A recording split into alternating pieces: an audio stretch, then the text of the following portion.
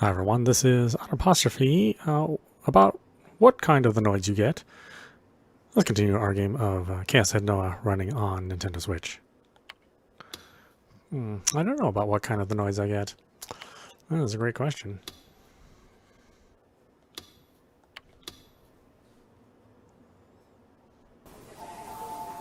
The entrance to the Hazaman subway was packed, even though it was almost midnight. Thanks to the earthquake, all of the trains and buses were running late. The people heading through the turnstiles weren't even trying to hide their annoyance.Yasujiban was in the station staff office watching them on the monitors. The call had come in from the station staff yesterday morning. There was a report of a teenage girl attacking people with a huge bladed weapon. The local police had rushed to the scene, but when they'd gotten there was no sign of the girl or the man she supposedly attacked. Bon had happened to hear this and noticed the description of the man she supposedly attacked. There were several early reports of the same thing happening. That's why he'd come here at this god-awful hour. Supposedly, the station's video cameras had captured the incident on tape. When he'd asked that the station staff show him the video, they'd eagerly agreed, stopping only to add that it was a little bit creepy. He had them use the station's monitors to show him the footage. It was full of static. The static was probably from the earthquake. He'd heard that a lot of other hard disk drives had been lost that day, or lost data that day. That probably had something to do with it. It was only barely visible to make out what was going on. It would be very hard to identify any individuals on the tape.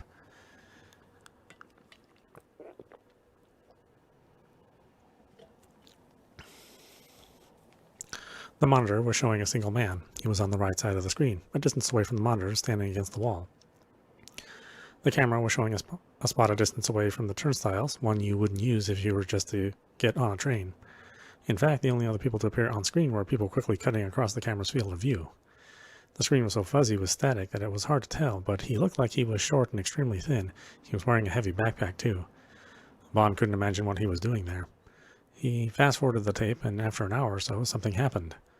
A few of the passers-by walking across the screen headed towards the man and stopped. It looked to Bond as if they were being drawn in by the backpack he was wearing. What was especially strange, though, was that they didn't seem to be talking. They were just standing there. The few who stopped didn't seem to know each other either. They were of different ages and genders and seemed to have nothing in common. What was going on? Just as Bond started to get really confused at the goings-on on screen, though, a girl appeared on the camera. She was wearing a Sume Academy uniform and had long hair. She walked right up to the man with the backpack. The way she was moving was clearly different from the ones who had stopped nearby him before. She knocked them out of the way as she grabbed the backpack man's collar. The two of them argued for a moment, or actually it felt like the girl was threatening the man. This seemed to bring the others back to their senses. They quickly walked away. A few moments later, the girl gave the man a hard shove. The man fell flat on his ass, and then something strange happened. The girl took a step back and struck an odd pose. She dropped low and seemed to bring her fists up to her ears. It looked like she was holding something heavy in her hands, but there was nothing there at all. The report had said she was carrying a huge bladed weapon, but where could she be hiding it on her body? The answer immediately became clear. The screen, that is, the camera, suddenly began to shake. This wasn't static. The way the hair and clothes of the people around them were flapping, as if they were blowing in the wind, made that much clearer. Bond leapt forward to get a closer look at the screen. Suddenly the girl was holding a huge sword in her hands. It was bigger than she was tall, and Bond had no idea where she'd gotten it from. He had them rewind the tape so he could see it again. No matter how many times he watched it, the sword just seemed to appear out from thin air. If nothing else, the girl hadn't moved at all. The people on the screen were freaking out at the girl and her sword. She, however, was completely ignoring them. The man with the backpack, though, was clearly frightened. He scrambled to his feet and tried to run away. The girl refused to let him. The man was surprisingly agile as he ran, but the girl caught up and swung the massive blade like it weighed nothing at all.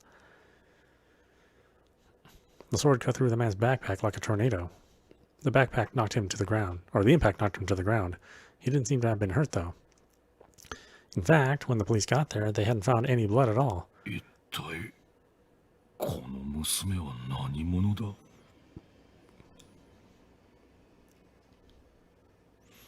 Bond whispered aloud. The girl suddenly looked at the camera as if she'd heard him, even though there was no way she could with a pre-recorded video. The screen blurred for a moment. and she was gone. It was as if she'd never been there in the first place. The shattered remains of the man's backpack, though, testified that she had been. It was hard to tell from the static on the screen, but it was plain that she'd appeared in less than the span of a second. On or around the tape, the time stop in the corner showed nothing unusual at all. In other words, this video hadn't been spliced. But how to explain the disappearance of the girl and the appearance of the sword, then? Bon felt like he'd seen a ghost. He had no explanation for any of this.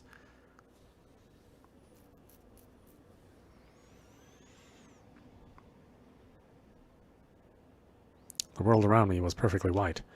I was lying down. It felt like I was floating, but I couldn't tell if I was. I couldn't tell which way was up and which way was down. The silence was loud in my ears. It was like hundreds of crickets were chirping in my head. If somebody had told me this was the afterlife, I wouldn't have doubted it for a second.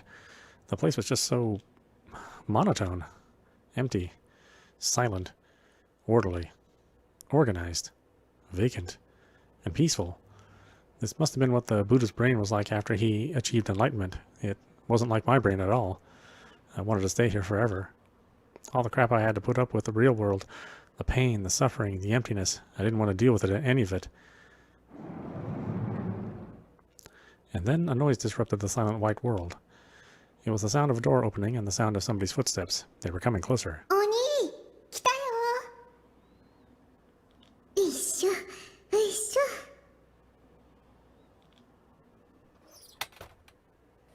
お兄、今日ね、ママね、いいもの持ってきたんだよ。はい、これ、プレゼント。手編みの帽子なんだよ。すごいでしょ？すごいでしょ？もう冬だしね。ナナね、帽子好きだから編んだの。使ってね。もう、お兄、無視しないでよ。ああ、ご飯残してるじゃん。せっかくのカレーなのに。ちゃんと食べないとダメなんだよ。ねえねえ、病院のご飯って美味しくないって本当？でも食べないとダメ。起きろ、お兄。食べずに寝たら夜になってお腹空いちゃうんだから。Somebody's hand came around to my back. They pushed me and sat me up. It was only then that I realized my eyes were closed.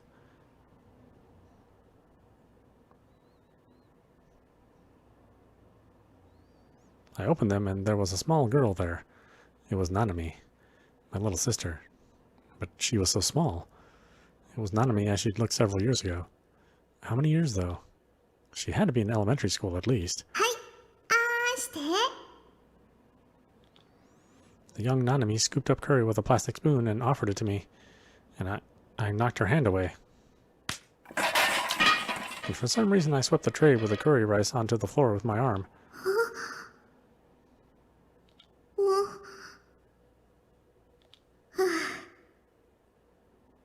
Oni, お行儀悪いんだ。お母さんに言いつけてやるぞ。Nanami crouched down and picked up the tray.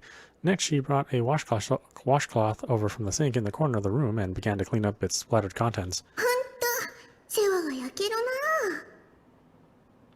な。ナナがいないと何にもできないんだから。Just leave me alone. I covered my face with my hands and slowly closed my eyes. ごめんね。あなたを守ってあげられなくて。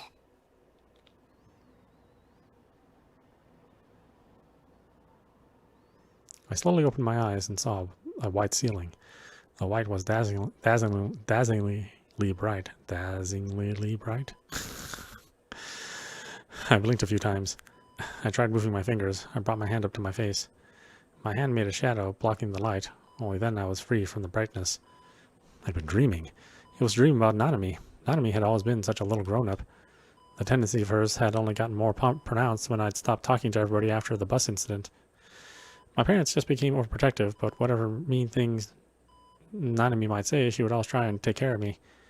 But that dream, had I ever stayed at a hospital like that? I'd been going to one, but never stayed there, right? Well, there was no point in trying to read too much into a dream. I was lying down on a bed. It was a simple white bed. The sheets were white, the pillows were white, the linoleum floor was white, the wallpaper was white too. Even the fluorescent lights on the ceiling were white. The curtains on the windows were white. The tiny shelf next to the bed was white. The porcelain pitcher on it was white. The paper cups were white. I was starting to get sick of all the white. I tried forcing myself to sit up. For a single instant I felt a numbing pain around my lower back, but it quickly vanished. The room was pretty big, twice the size of the base, at least, but it was empty. It might have been a hospital room. I could see a single pair of green slippers just under the bed. I felt relieved to find something that wasn't white. I was moving and I wasn't dead from the look of it. My throat was dry. I wanted a soda, a cold, fizzy soda. Both, of course, was nothing like that in the... but of course, there was nothing like that in this pure white room. I ended up pouring water from the pitcher directly into my mouth. It was a little warm, but enough to slake my thirst. After I finished drinking my water and taking a moment to catch my breath, the door opened and a white-clad nurse came in. So this place was a hospital after all, then. She seemed a little surprised as she looked at me. She thought I was still asleep, it seemed. あら。西條さん、目が覚めたんですね。 She smiled gently at me. What a great nurse she was. Wait, I felt like I'd seen her somewhere before. Oh, now I remember. I met her when I'd gone to see Dr. Takshina. What was her name again? I couldn't remember, so I glanced at the name tag on her chest. Hazuki, it read. Right, Hazuki. お体の調子はどうですか? She offered me a thermometer. I took it without really thinking about what was going on. 体温を測ってくださいね。 I couldn't say no if she was going to be this nice. My head was overflowing with doubts, but I put the thermometer under my arm anyway. Then the memories burst inside my head. I remembered what happened before. Up on the roof. After I'd given up on saving Nanami, I'd charged Shogun in his wheelchair. But there was nobody there. I'd fallen over and found myself holding a Darth Spider helmet. Count Darth Spider was a famous villain from a movie, Spark Wars. His all-black silhouette was famous even in Japan. I'd never expected in a million years to find that Shogun was wearing a Darth Spider cosplay. All my anger melted away, replaced by confusion. I stood up and looked at the wheelchair. Nobody was in it. There was a black hooded robe draped over the back of the chair. It was part of Darth Spider's costume, too. I looked around to see if anyone else was there, but there wasn't. I was the only person on the dark roof. Then the media came rushing in. They surrounded me with microphones, cameras, and lighting. There was nowhere to run. I didn't count how many people were there, but at least a dozen. The sheer intensity of them all terrified me. I wanted to run, but I couldn't move an inch. They were crushing me. 西条君、帽子はどうなっちゃったのかな? 結局ニュージェネの犯人は誰なのかわからないということですか? そのダーススパイダーのヘルメットは何か超能力と関係あるのかな? 西条さん、答えてくれませんか? これで終わりなんて言うなら電波ジャックですよ。結局何がしたかったんです? ニュージェネに便乗した売名行為ですか? 不謹慎だと思わないんですか? ユーリ・ブライトマンさんとは最近話したかな?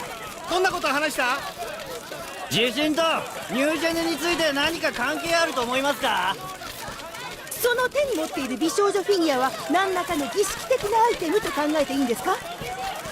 このような行動を取ったことにはアニメやゲームの影響はあったのかな? 西条さん、西条さん、西条君! The lights were so bright.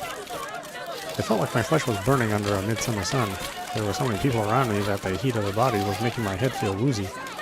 My vision was spinning. I was pushed into a corner, panicking. I couldn't breathe. I put my hands to my head. I couldn't see a thing. I didn't want to see a thing. I couldn't hear a thing. I didn't want to hear anything. I couldn't feel a thing. I didn't want to feel a thing. やめてくれ!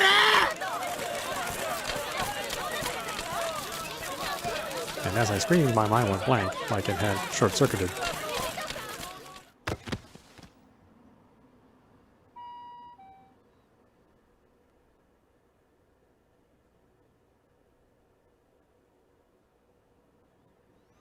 That's right, I passed out. And then, how'd I end up here after that? I couldn't remember. If nothing else, I was sure I hadn't walked here on my own. Maybe I'd been brought here by an ambulance. Hazuki was writing something on the clipboard in her hand. There must have been some kind of paper stuck on it. Was she writing down my symptoms? I was able to check the time from the simple nondescript wristwatch on her arm. It was just past 6 in the morning. I'd been out for a long time, from the look of it.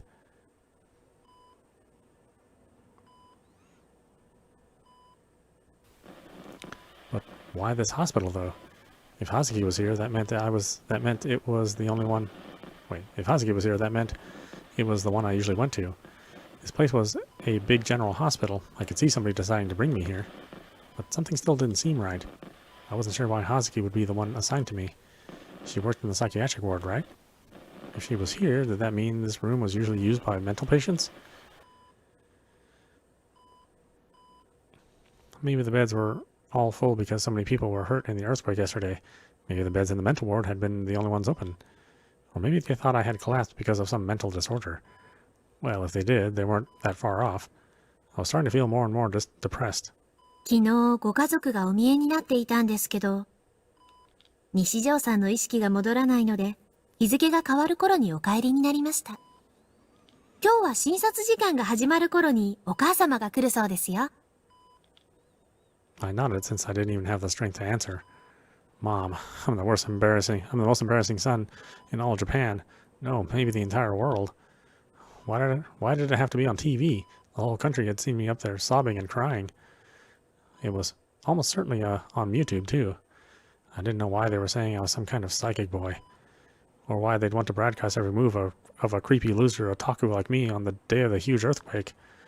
The only conclusion I could come up with was that Shogun really had mind controlling them all. Either way, they'd see me in all my shame. This wasn't just some internet thing that'd be over in a day or two. I might not ever have a peaceful life again. Suddenly, an image of Nanami's face flashed in my mind. I bit my lip and squeezed my hands against my thighs. If I'd managed to save Nanami, none of this would have mattered. The whole world could have laughed at me for the rest of my life, and I wouldn't have cared. But I hadn't even been able to save her.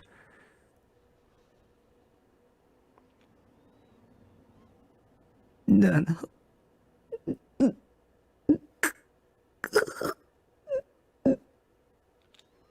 The tears came pouring down my face. どうしました？どこか痛みます？ I shook my head again and again as I cried. Nanami was dead. Nanami wasn't coming back. It was my fault. It was my fault. It was my fault. It was my fault. Because I was such a loser. That's why Nanami had died. Up on that roof, I'd listened to Sedaton, or rather my heart's weakness talking to me through her, and given up on the D-sword without even really trying. I'd chosen to save myself and pretend to be a poor little victim instead of saving her. I hated myself from the bottom of my heart. When I was up there, if I tried a little harder, I was the one who'd made the decision to give up, and yet I regretted it now that everything was over. That was the worst possible thing a person could do. Regret didn't help anybody, but still, I couldn't help but think, if I could go back to that moment, I'd try a little harder. But of course, even if I did go back, I'd probably make a bunch of excuses and give up again anyway. That was what I always did. God, I was pathetic. Nanami. ごめん。Nanami.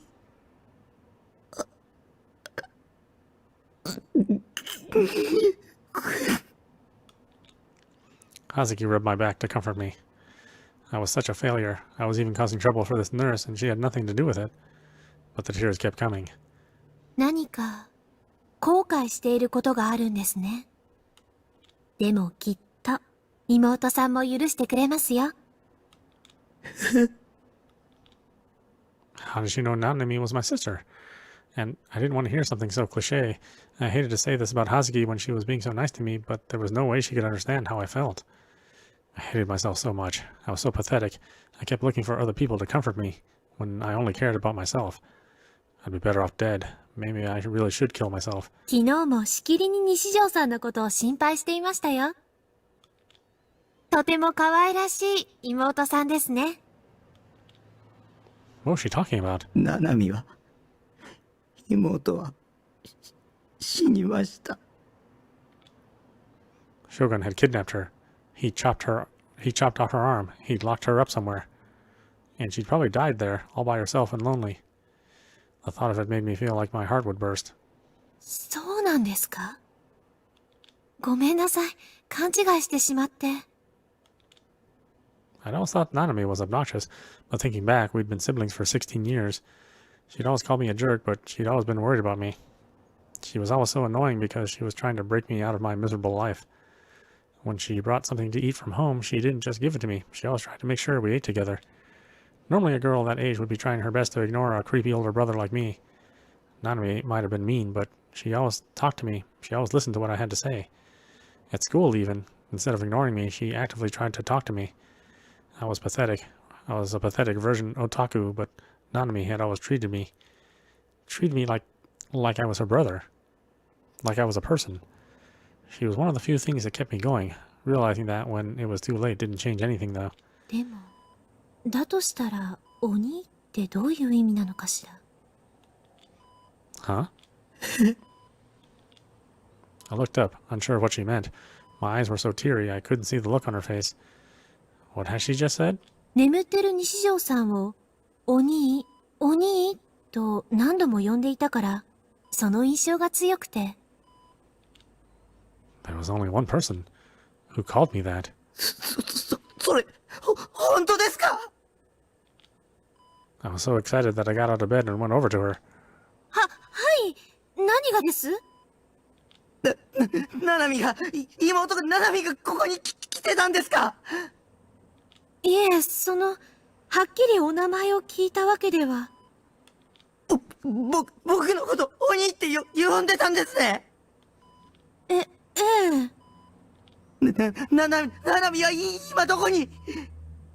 ですから、昨日はお帰りになりましたけど、西条さんのお母様と一緒に。怪我とかしてませんでしたか？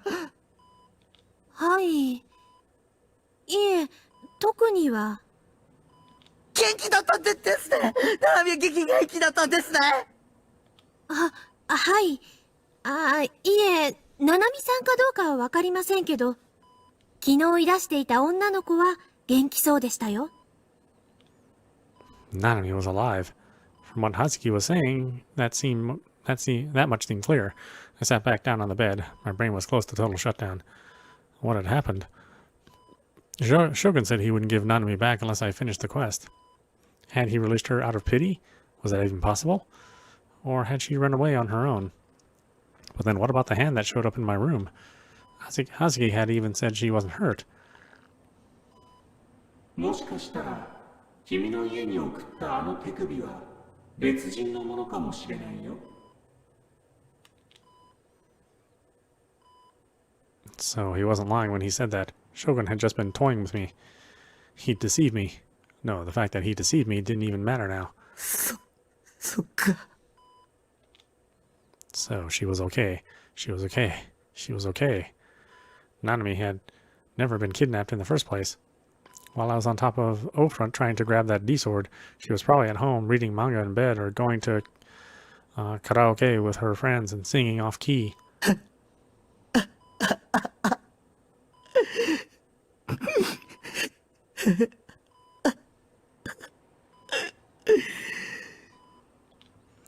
I was crying, but I couldn't stop laughing. 西条さん？将軍にまんまと騙された。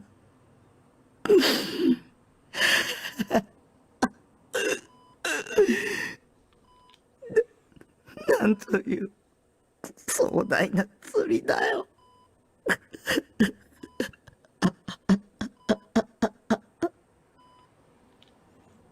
Nanami was alive. She was alive. I'd get to see her bratty face again. Hear her obnoxious voice again. I felt so relieved and so happy. よかった。 The tears wouldn't stop, but they weren't the tears of frustration I'd been weeping a moment ago. よかった。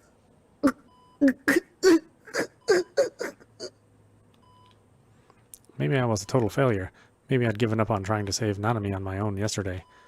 But as long as she was safe, that's all that mattered. The whole world could laugh at me and I wouldn't care. Really, I was just so happy.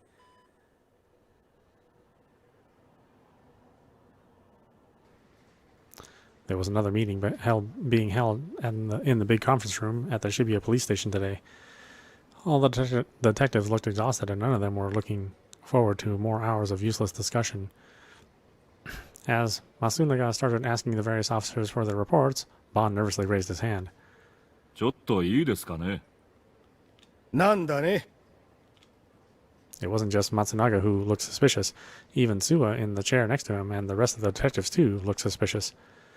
Bond gave his usual shallow smile and then maybe a few little bows as he looked around the room. 先日インターネット上に投稿されたいわゆる集団ダイブの映像についてなんですが、実はちょっとした発見をしまして。え？ Suwa seemed shocked. It was understandable that he would be. Bond hadn't told his partner a word about his investigation into the video. Of course, it wasn't that he'd wanted to keep it secret, but...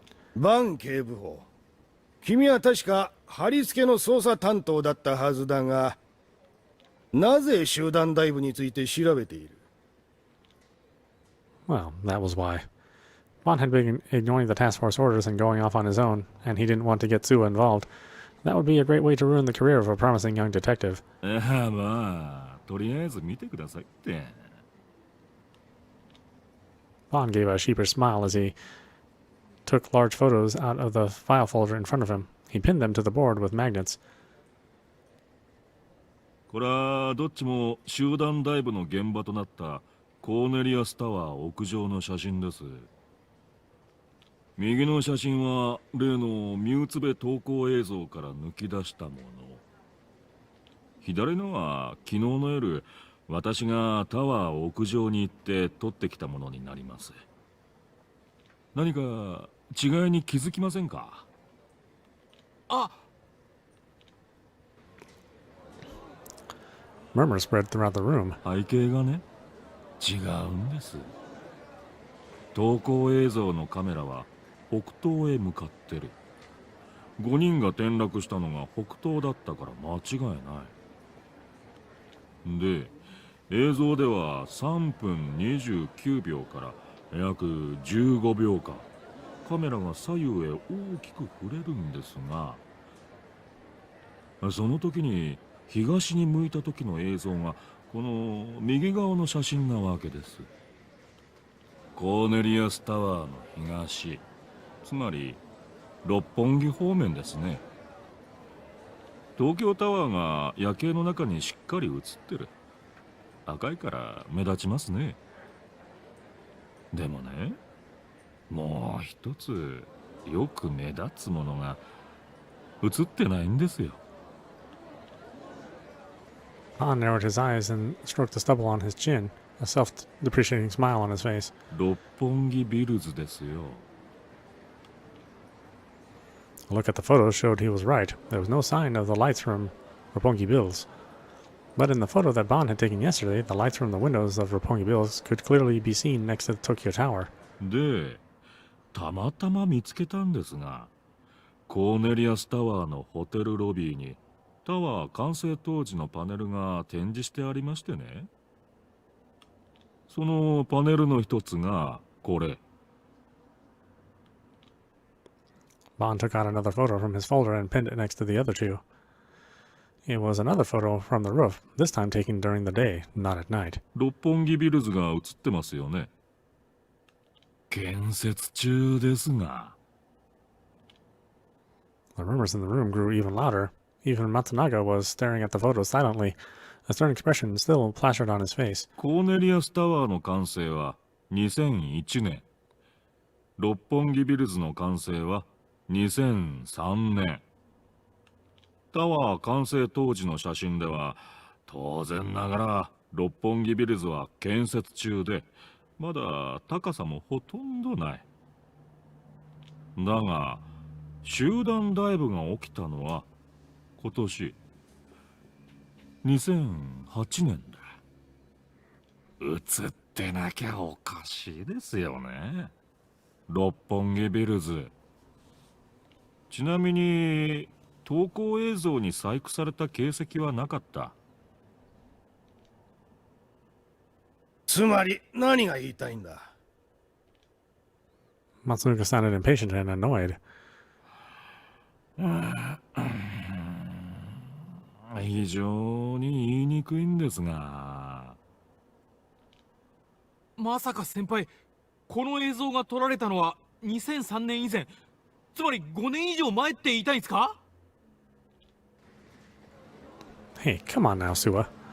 Bond's shoulders slumped. That was exactly what he was trying to say, and he couldn't help but be impressed by the young detective's intuition and sharp mind. But having somebody come out and say it so directly made him look like a lunatic. Bond's attempts to find the best way to phrase it had all come to naught. バカバカしい。小説の読みすぎではないがね。映像に映っている被害者5人の顔は一致しているんだ。あれが5年前のもののはずがない。そんなつまらないことを調べている暇があったら、聞き込みの一つでもしたらどうだ、警部補。ああ。今のは聞かなかったことにする。それと、後で話があるから会議が終わったら残りたまえ。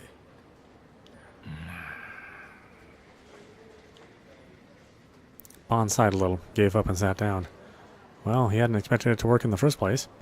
He lazily flapped his fan in front of his face, trying to tell himself he'd expected it to go this badly the whole time.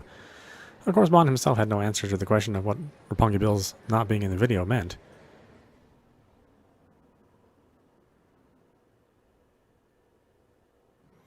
After I found out Nanami was alive, a doctor came and asked me some simple questions. The questions were to see if I was functioning well or not.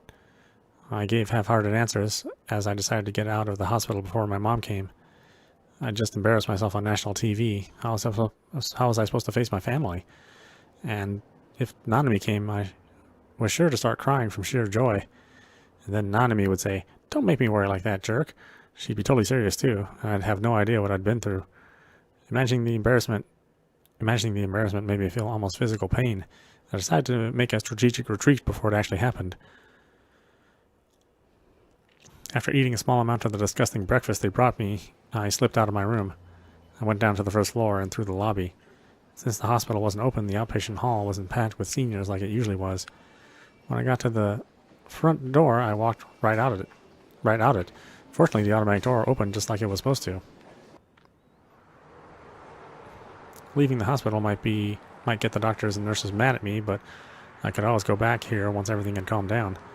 I left a note for my mom telling her to pay my bill. That was good enough, right? I spent the night at the hospital, but physically there was nothing wrong with me, and mentally, knowing Nanami was safe had driven a lot of my depression away. I headed back to the base at top speed, being careful to make sure Yua and Shogun weren't waiting in ambush for me.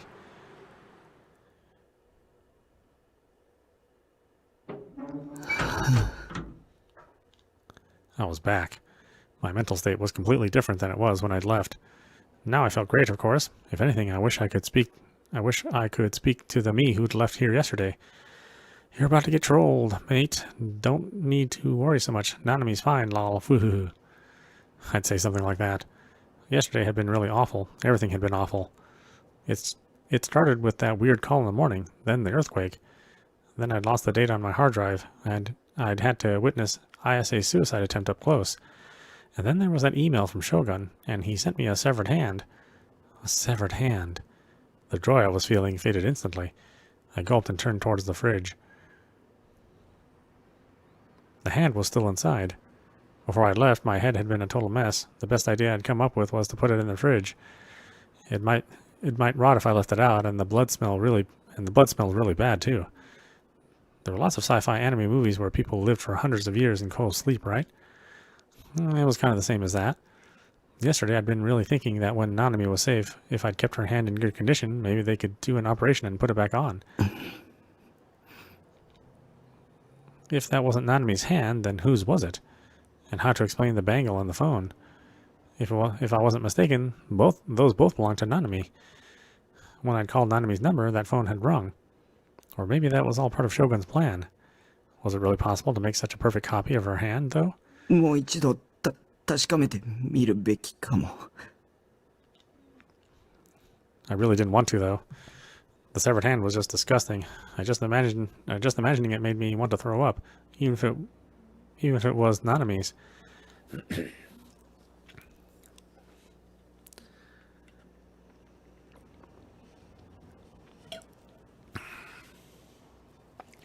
But I couldn't keep it in the fridge forever. I'd have nowhere to chill my soda.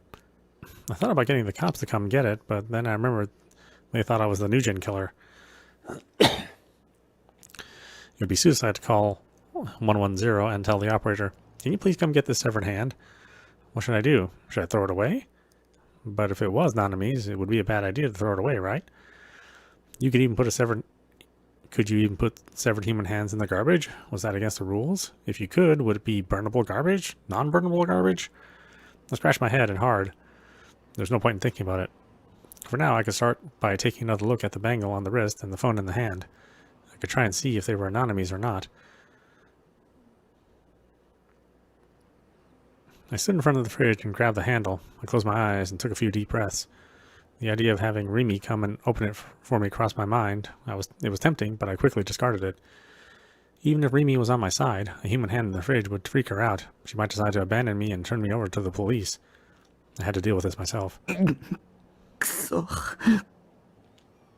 gritted my teeth. I took 2 more deep breaths. And then I pulled hard on the handle. It wasn't there. I didn't see it at all. I remember putting the hand in there yesterday. It was wrapped in aluminum foil. I'd put it on the top shelf, but there was no sign of it.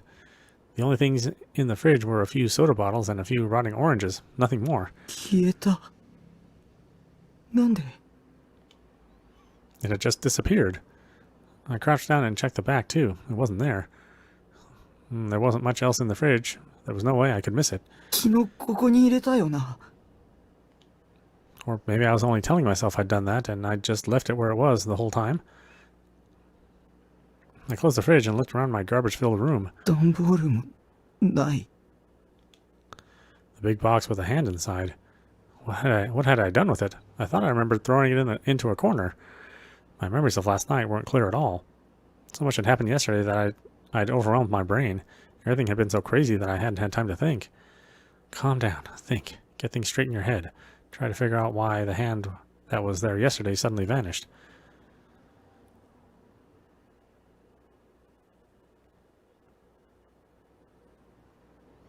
I booted up my PC's word processor and typed out all the possibilities I could think of. Let's see, what could have made the hand vanish from my fridge?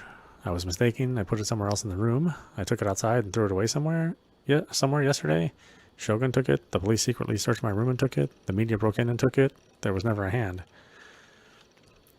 The base had been unlocked since yesterday. Anybody could have come in easily. Shogun had been able to, certainly. That's how he'd gotten the hand in there. Or was it number 2? My memories of what I'd done and when I'd left to go to O-Front weren't clear at all. My desire to save Nanami, the images of the severed hand in my head, my fear of Shogun, all those emotions were swirling around my head. It filled my brain way past full. I wasn't thinking clearly at all. It was even possible I'd unconsciously taken the hand out of my room and thrown it in the garbage somewhere. Or maybe it was just a delusion from the start and had never existed to begin with. But when I opened my email software, the message from Shogun was there. All that stuff about the present was just like I remembered it. Shogun had talked about it yesterday too. It was hard to believe it was just my delusion. Could the media or the police have taken it? Those guys always looked down on otaku like me and treated us like dirt. They might actually do that. After what happened, I was afraid of looking at the internet, but still I felt I had to know. I opened my browser. I hit up my usual news sites, starting with a taboo news section. As expected, there were countless articles about the incident in Scramble Crossing the other day. Let's see, the airwave jacking psychic is the otaku version of The Boy Who Cried Wolf. The young NewGen boys' psychic power show ended in the worst possible way. As MKH, BTS, and TV Yuhi all ran specials on the earthquake that occurred in Shibuya on the 27th, TV Today and Mount Fuji TV ran live feeds of the event alongside the coverage starting at 9 p.m. Angry calls soon flooded in, however. Scramble Crossing was packed with approximately 5,000 fans, who booed loudly for over an hour after the event ended with nothing happening. Some fans even started fights with each other, and 13 arrests were made. This began with a prank email from a self-proclaimed psychic that we'll be calling Boy N. His email declared that he would identify the killer behind the New Generation Madness. At first, the media was skeptical. However, when Yuri Brightman, 43, an American psychic investigator, sent a message claiming to be the boy's backer, TV today, and Mount Fuji came to believe in the lies he was telling. TV ratings were high, with both TV Today and Mount Fuji hitting over 40% of the market. These numbers exceeded those of last year's Kohaku singing contest, which is typically the highest rated program in Japan. Of course, this was run alongside earthquake coverage, but in the rating sense, the decision to cover the boy was the right one. Boy N, however, was no psychic. He excited the crowd by making it look like he would jump off the building several times, but his performance ended there. Frustrated reporters rushed to the roof and attempted to interview him about the NewGen case, but this too ended in failure. The boy had collapsed on the roof and was found in possession of a cosplay outfit from a popular Hollywood movie, as well as a so-called moe anime figurine. Yoshiro Hashiba, a professor at Meisei University, commented, "More and more young men these days are trying to be a hero without thinking of the trouble they're causing people around them. Video games and anime probably caused him to lose sight of the distinction between fiction and reality and drove him to act the way he did. He needs psychological care. The incident will go down as one of the stranger events in recent years." I had never emailed the media. I'd never seen Yuri Brightman's show. I'd never met him either, of course. What was going on? Had Shogun set this whole thing up? But why? What was he after? He was saying all that weird stuff about a quest.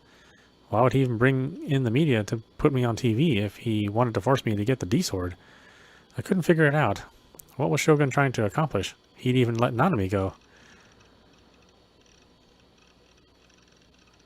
I followed the links and read a bunch of different articles, but none of them said anything about Shogun.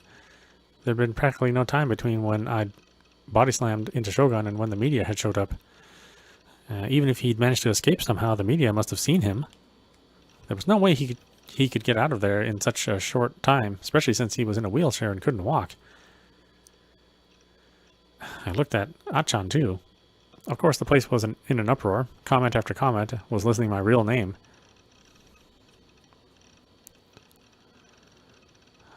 Let's see, that uniform is Nishijo's kid. That is the Nishijo kids wearing. Is that a Suime uniform? Are there any Suime students in this thread? Boy and lol, what a loser, die in a fire. Nishijo, knock it the hell off. We Otaku are gonna get more shit because of you. They found out what figurine he was holding. It's Sierra from Bloodtune. Ha ha ha, creepy little freak. Creepy Otaku losers everywhere in tears. That Nishijo kid should have stayed a Hikokomori instead of going on TV. Said, Nishijo, you dork, I'll blow you away with my awakened rocket body blow.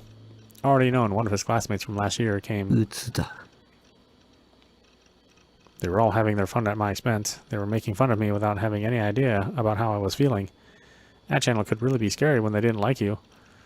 This had all happened because of Shogun. I thought that maybe Achan would have given information that the media wasn't reporting, but that didn't seem to be the case.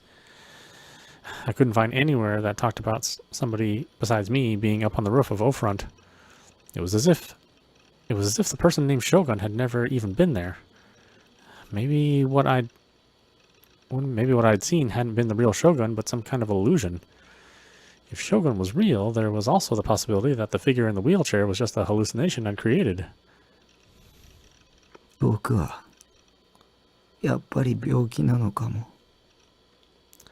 So many impossible things were happening. It was like a video game. Maybe there was a world where Nanami was dead and a world where she was alive. Maybe there were both parallel worlds, and I'd get to pick which one I wanted to live in. Maybe the future branched out endlessly, like the choices in an H game. What made me different from others was that I could see what happened if I picked the bad choice in my delusions. Like with Nanami's dying and ISA's jumping, or how I'd fallen off the top of O-Front. In other words, all these awful things that seemed to happen to me specifically were as traps my own mind was setting for me. Part of me wanted to escape from my boring life where every day was the same and into an exciting world that was more like my video games. My unconscious was just giving that to me in the form of delusions. No, that was impossible. I didn't want anything like that I was experiencing. I didn't want to experience anything scary or sad, whether it was real or not.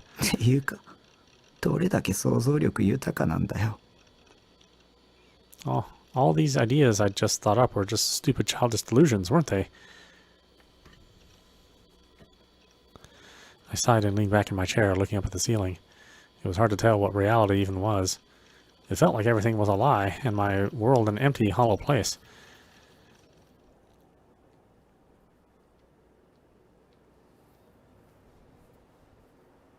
The 6th NewGen case, woman found dead next to Shibuya River on the 28th.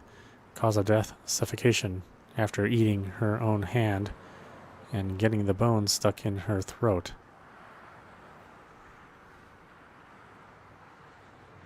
今日午後8時ごろ、渋谷区の渋谷川で女性の変死体が発見されました。被害者は江戸川区に住む十勝あやみさん27歳で、死因は喉を詰まらせたことによる窒息死とみられています。警察の調べによりますと、被害者の右手の肉が削り取られて骨が露出しており、また胃の中からは人間の肉とみられる内容物が見つかりました。被害者は自らの右手を噛みちぎって食べたとみられ、また足首が紐で縛られていたとのことです。警察では自殺・他殺の両面から捜査を進めています。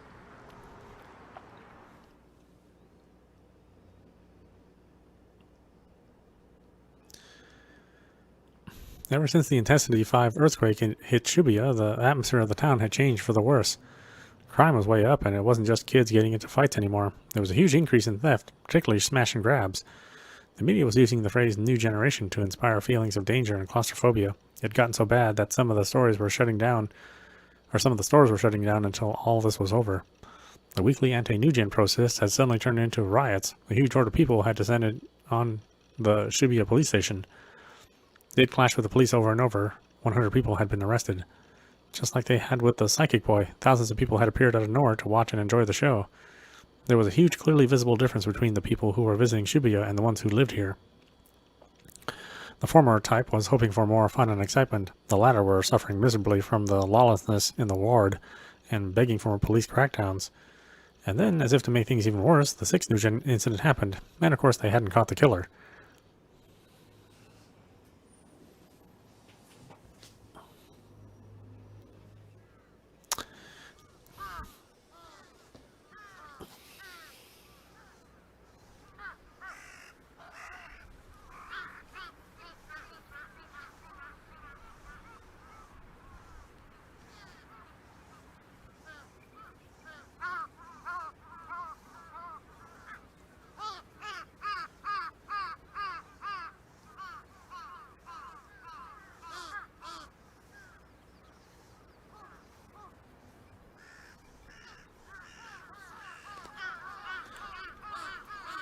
A week had passed since the earthquake.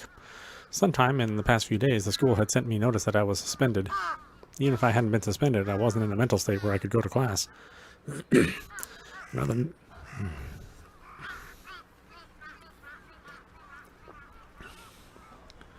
NewGen incident.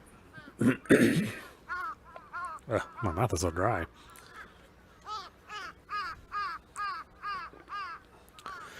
Another NewGen incident had happened the day after the earthquake. Just like Dr. Takashina's death, it was clearly intended as a message to me. A woman who chewed off her own right hand. It had to be a reminder of how Nanami's right hand had been severed. Even if what had happened with Nanami was just Shogun screwing with me, the thought that she could have been killed like that was terrifying.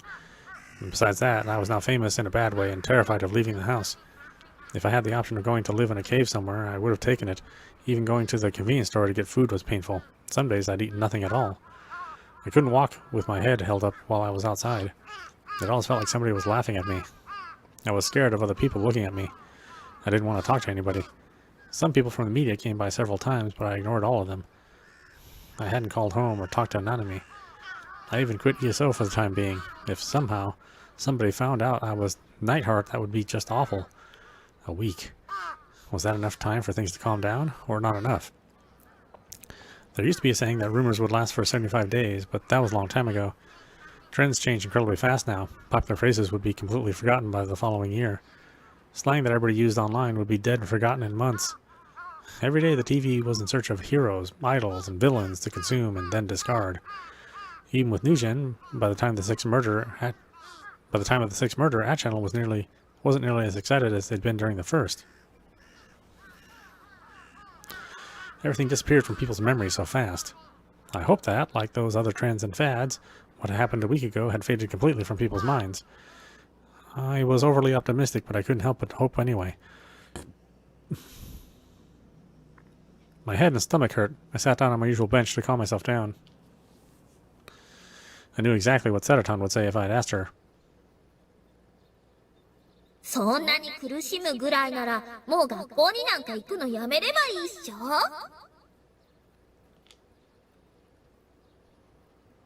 I was starting to think she'd be right. I'd heard that a lot of students were starting to stay home because of how bad the crime in Shibuya was getting. And I'd always said it never really mattered if I graduated. I was willing to drop out of school right now, actually. But still, I was going to school anyway, even if it meant potentially running into Yua. I gulped down the soda I'd bought from a nearby vending machine and stood up from the bench. It was time to stop lying to myself. I didn't want to go to school, but I didn't want to drop out either. If I did, I'd never see Rimi again. Right now, since we're both classmates, I could see her whenever I went to school. What if we lost that connection? Of course, I could call her or go to see her directly, but that required active effort on my part. It wouldn't just happen.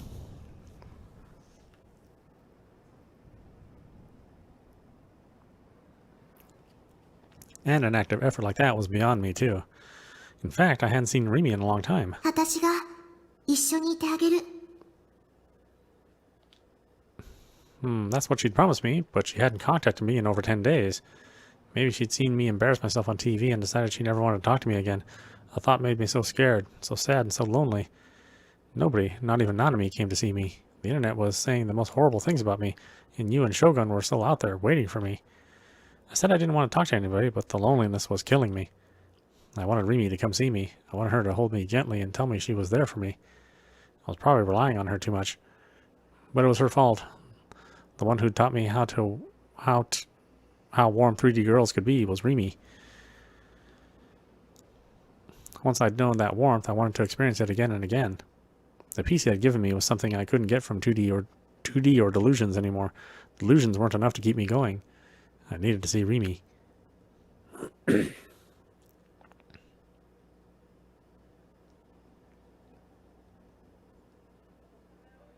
When I got to school, nothing much seemed to have changed. In fact, nobody noticed me. I went inside and up the stairs. I passed by a girl I'd never met who gave me a gasp and look of pity. When I got to the hallway outside my class, there were several of the windows were broken. I could hear whispers and see people openly gawking at me. I had a bad feeling. My optimistic hopes that I'd been forgotten were about to be utterly dashed. Still, I opened the door, desperate to see Rimi. There was a silence for 10 seconds or so. Everybody was staring at me. They were frozen perfectly still. I quietly walked to my seat and sat down. A DQN-looking boy from the last row, I didn't know his name, was the first to speak. Oi, Nishijo! 超能力見せてくんね? The rest of the class suddenly unfroze. それ言ったらかわいそうじゃね? だってユーリが認めた男なんだぜ。そうそう、俺テレビ見てたぜ。すげえよ、あのやらせ超能力者。西条もどうせやらせなんでしょ? 大きい人形と小さいお人形を抱えてただけだもんね。やめとけって。西条は病気なだけだっつの。そっとしといてやれ。だってあいつ空飛べるらしいじゃん。あとなんだっけ、投資？私投資されたらどうしよう。服もスケスケで裸見られる。西条変態じゃん。お、やっべ、こっち見た。石にされる前に目をするぜ。大丈夫、実際のところただのキモ音だから。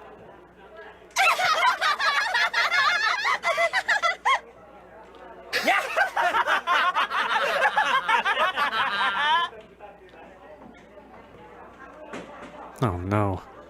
This was what I'd been most afraid of. The DQNs had made me their target. Not a single person had forgotten what happened a week ago. I was Japan's most famous living joke.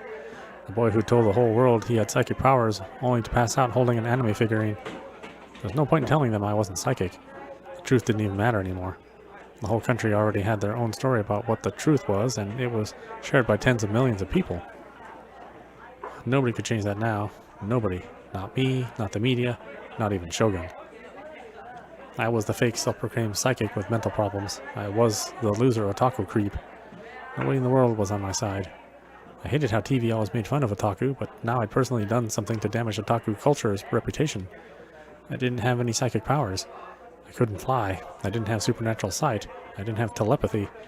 I couldn't even get the D-sword. I was just a failure, a boy who'd given up on trying to save his sister. I was just an otaku who knew about games and anime and nothing else. I was helpless to change any of this. I looked around for Rimi, trying to keep my mind from breaking down right then and there. Suddenly my eyes met Misumi. He quickly turned away from me. Of course, that's what he'd do. If he was friends with me, he'd been an outcast from the class. Of course. Yeah, of course. That was the most natural thing in the world. An otaku like me and a handsome boy like him lived in totally different worlds. It was honestly strange we'd been friends at all. I looked around, trying not to cry, desperately searching for Rimi. But she wasn't there. Rimi wasn't here. Why? Was she not here today?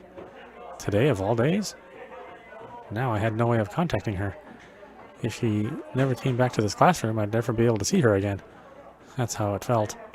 That's how it had been that's how it'd been when she'd appeared too. One day she was suddenly here, and now she was suddenly gone. Could it be that she was caught up in the earthquake and killed?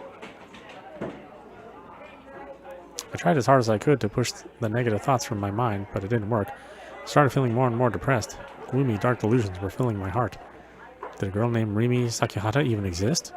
Was it possible that she was just like Setatan, a personality I'd created in my delusions? It would make a lot of sense if that was the case. She was always there just when I needed her. She was always kind to me even though I was such a loser. Could somebody like that, my ideal 3D girl, always there when I needed her, really exist? I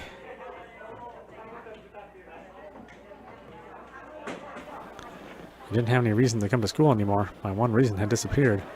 I was alone after all. I'd been alone the whole time. I cried inside my heart. I just barely managed to avoid crying in the real world too. My pride wouldn't allow it. It was a tiny, worthless pride, but it existed. Slumped down, gritting my teeth, it was all I could do not to fall out of my chair. I could hear my classmates talking even though I didn't want to. I wanted to run away, but I was too scared. Running might only attract even more of their attention. I wished out of all of them would just die. If I didn't have anything left to lose, then maybe I should end my life doing what I wanted. I tried killing them all in my brain to see if it would make me feel better, but it didn't.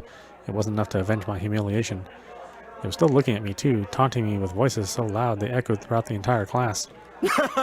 お前なんで死なないの？生きてんのきつくね？俺ら手伝ってやろうか。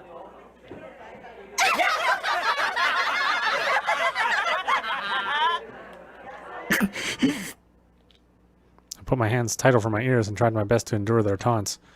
I wanted to kill them. I wanted to murder them all with my D-sword. I imagined my blade splitting open their heads, ripping out their hearts and splitting their bodies in two. Die. Die. Die. Die. I didn't have a D-sword, but I could buy a big kitchen knife anywhere. I wanted to stamp out their worthless maggot lives myself. And the more I thought about it, the stronger the desire became. The instant I did something that crazy, maybe the world would be reset. Then the world my brain was showing me now, where I'd made the wrong choice and gotten into the bad route, would end. And then I'd go back to my old world. Rimi would be there. Misumi would still talk to me. Everybody would forget about how I'd embarrassed myself. Nobody would make fun of me. Maybe I should try it. My head was starting to feel fuzzy and I was having trouble concentrating. Maybe I had a fever. Was my head overheating from thinking too much? Or from too many delusions? I didn't know if you could do that. Well, whatever. Maybe I should try it. If I couldn't go back to my old world, then just think... Oh wait, if I couldn't go back to my old world, they'd just think I was crazy. No, they already thought that. If I had nothing left to lose, then did it even really matter? A week ago, when the nurse had told me Nanami was alive, I thought that was all I needed.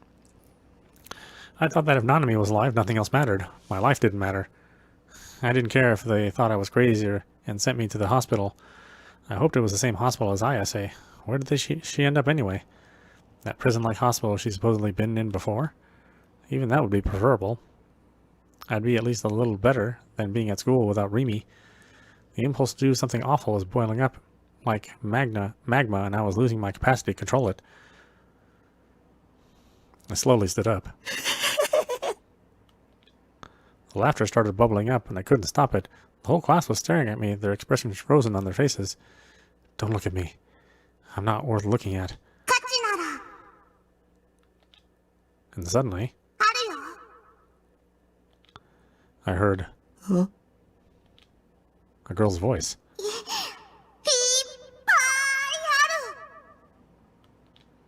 And it sounded like an anime girl, too.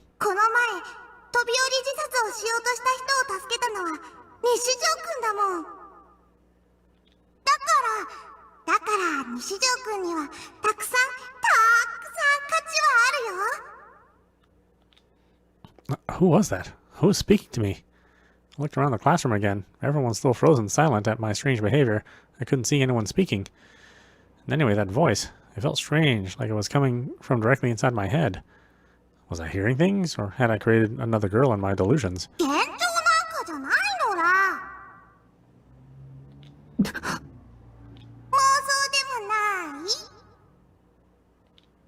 Huh? What was that?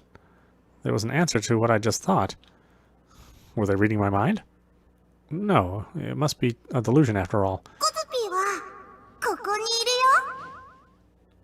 コズピーってなんだよ。ここってどこ？誰なの？ I yelled. My classmates practically ran to get away from me.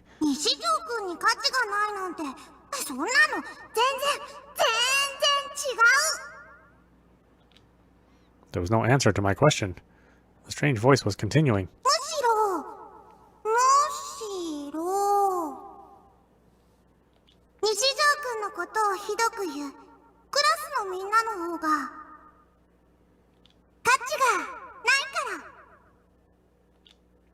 I shivered.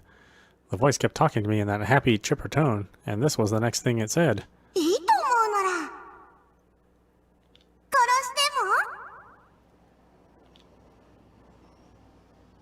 Please stop it. I sat back down in my chair, leaning forward with my head in my hands. The world didn't reset. I didn't go back to a parallel world with Rimi in it. Instead, it looked like I'd gone totally insane.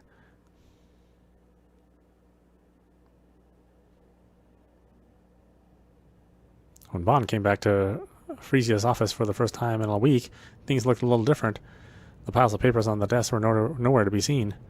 They'd probably all fallen over during the earthquake, and Momose had ordered them cleaned up. The place looked a lot nicer now, actually. Bond sighed and sat down in the chair he dragged over from one of the desks. He waved his fan in front of his face, exhausted. Momose was in front of him, typing into her laptop. She looked up at the gloom on his face and furrowed her brow. なに？来るなりため息なんてついて。なあ、ももちゃん。何にもないとこから剣が出てくるって手品見たことあるかい？そう。手品なんて詳しくないから。じゃあ瞬間移動は？箱の中に入ってとかそういうこと？いやそうじゃなくて。一体何が言いたいわけ？宴会芸でも覚えたいの？わかんねえならいいんだ。多分関係ないことだからさ。変な人ね。Momose shrugged and popped the sweet kintsuba cake that Bond had brought her into her mouth. どうぞ、お茶っす。Suwa brought over 2 paper cups. Steam was pouring off the green tea within them. あら悪いわですわちゃん。お茶組なんてさせちゃって。今日みおちゃん風邪で休んでて。いや、大丈夫っす。Oh, that reminds me. Hold on a minute.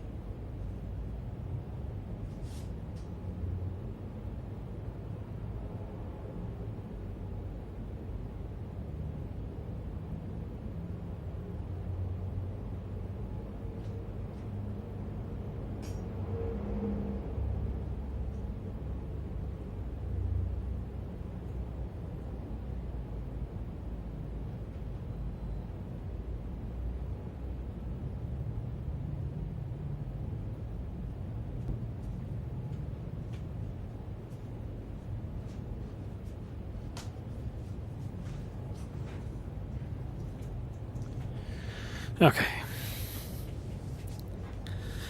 Make some tea.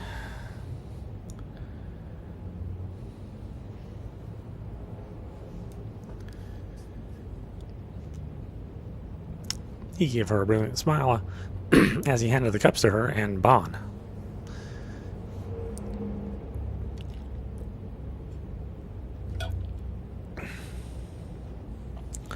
Suwa had come here before when he and Bon had been working on a different case. Ever since then, he looked up to Momose as his teacher, or then he looked up to his partner Bon. Momose seemed to like the young, hard-working Suwa and wasn't as harsh with him as she was with Bon. それより何の話してたんすか？どうやったら父兄に受ける宴会芸を覚えられるかって相談をな。ああ、そりゃ興味深いっす。スワちゃん、こんなダメ刑事なんかといつまでもつるんでちゃダメよ。もっと優秀な上司に就くのおすすめするわ。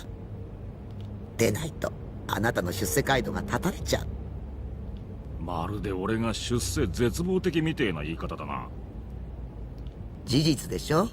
悔しかったらもっと真面目に仕事しなさい。してるんだがな。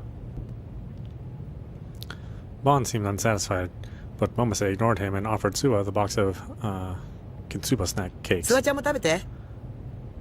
あ、どうもっす。言っとくが、それは俺が自腹で買ってきたもんだぞ。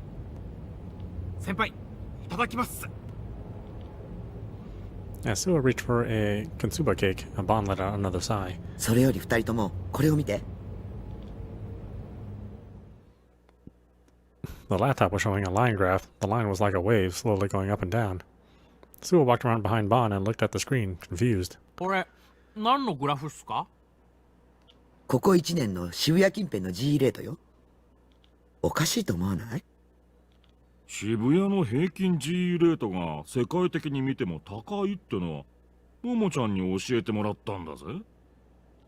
そうじゃなくて、気のせいかもしれないけど、G レートが何者かによって操作されてるような気がするの。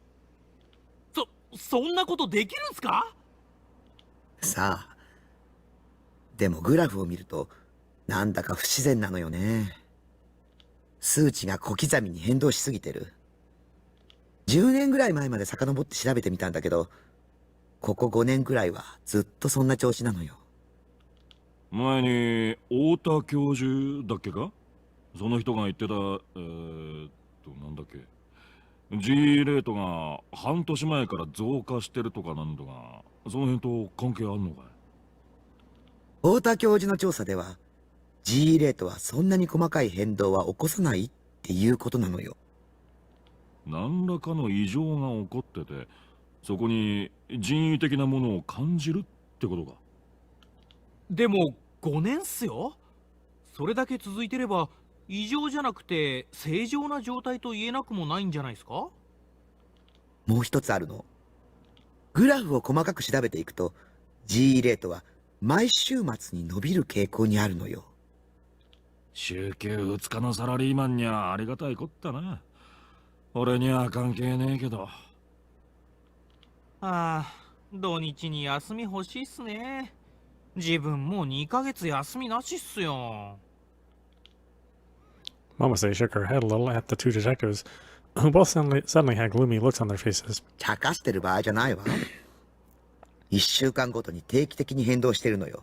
しかも年末年始やお盆休みなんかは変動がピタリと止まる。何かの意志が働いているとしか思えないわ。年末年始やお盆休みがあるのって人間だけだよな。動物や植物はそんなもんあるわけねえもんな。実は地球の意志とか。地球の意志？随分壮大な話だな。だが、もし仮にそんなもんがあったとして、地球が明けましておめでとうとか言うかや。冗談っすよ。年末年始はともかく、お盆休みは日本にしかない風習よね。日本人の社会活動と同期しすぎてるか。渋谷っすから当然なんじゃ。ちなみに、こことここ見て。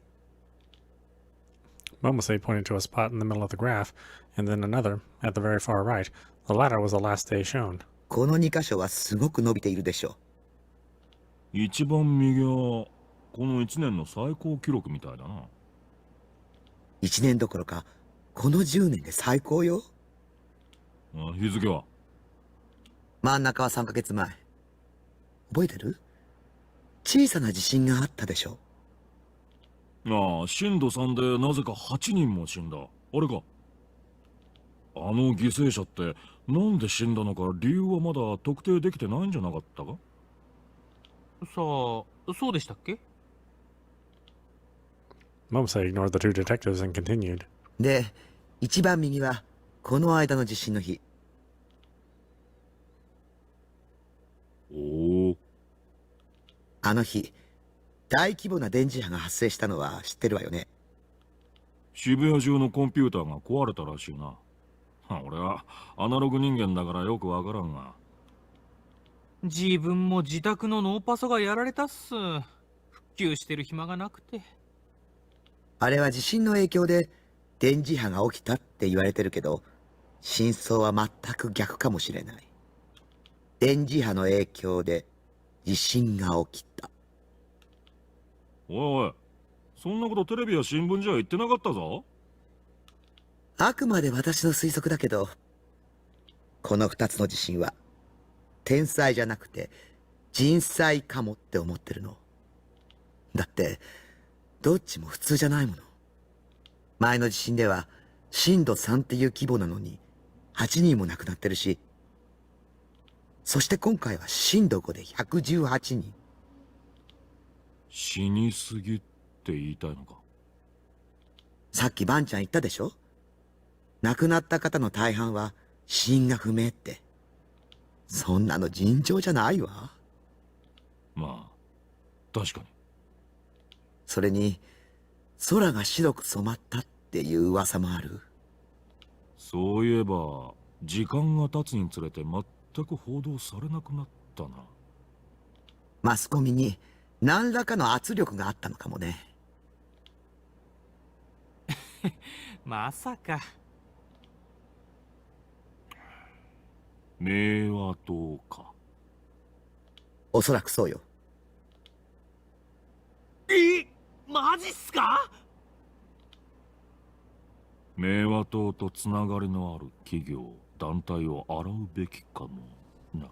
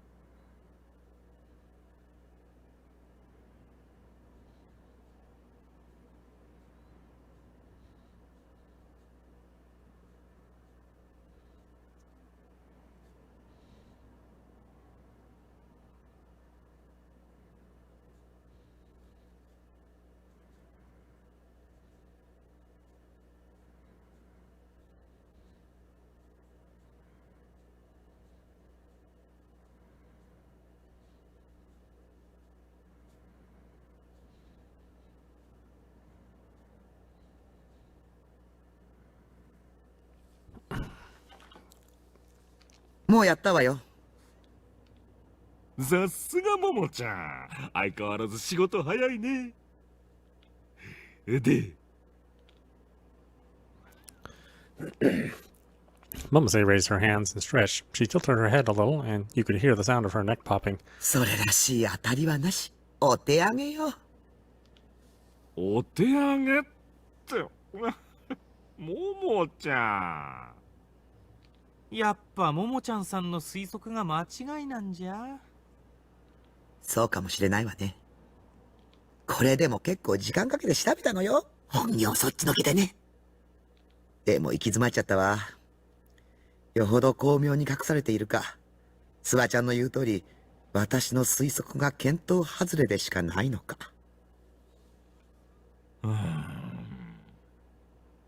こういう時は別の方向から攻めてみるってのがデカの鉄則だぜ。先輩、なんか心当たりあるんすか？ Bond stopped waving himself with his fan and licked his lip. 週末に G レートが上がって得するやつって誰なんだろうな。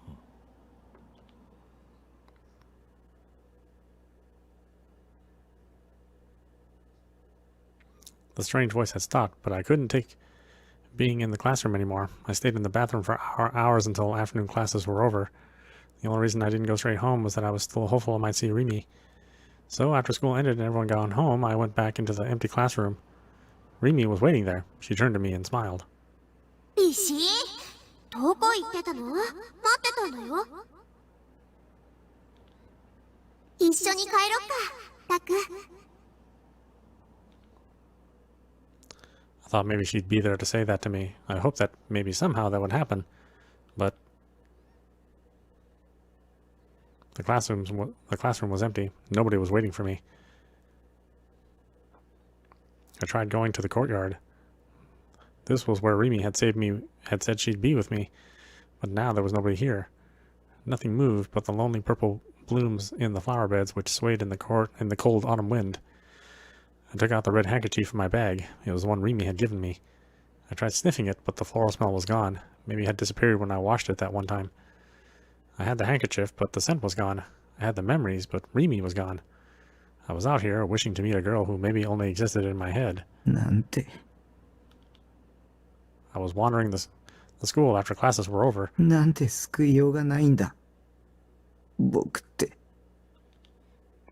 With the girl's handkerchief up against my lips. I was so creepy. I wanted to throw up.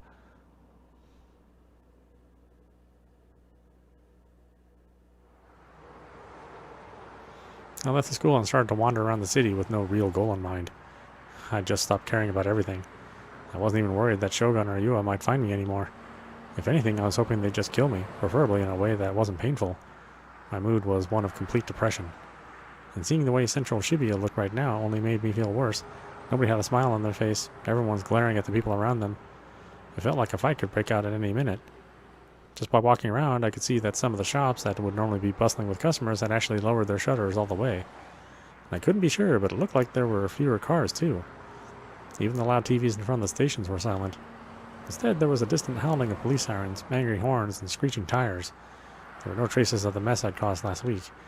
Even if it wasn't gone from individuals' memories, maybe it had long since vanished from the memories of the town. I wish I could forget the memories myself.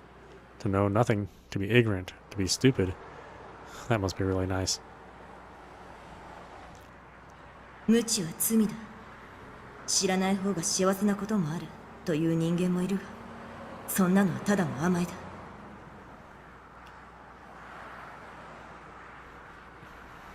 That's what Senna had said.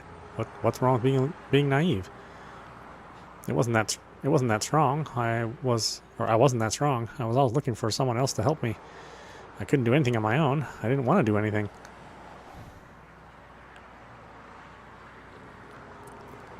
I stood in the middle of the street and closed my eyes. My biggest problem right now was that I knew some things, but not everything. I knew about things like Shogun and the D-Sword, things I didn't even want to know, but if somebody asked me what they were, I couldn't explain. I didn't have the answers. Maybe I should just die, I thought to myself as I looked up at the O-front. If you die, are your memories reset so you can play again? Tell me, person controlling me. Your role-playing has failed completely this game. You leveled up all the wrong stats for your character. You should have made him more like a hero, somebody who was social and outgoing, kind to women, a friend to the weak and a foe to the strong, somebody with a sense of justice who could choose between right and wrong. You won't be able to beat the last boss with me. You won't be able to beat the game. I don't have any hopes for me. Reset the game. Please, I'm worthless. Delete me.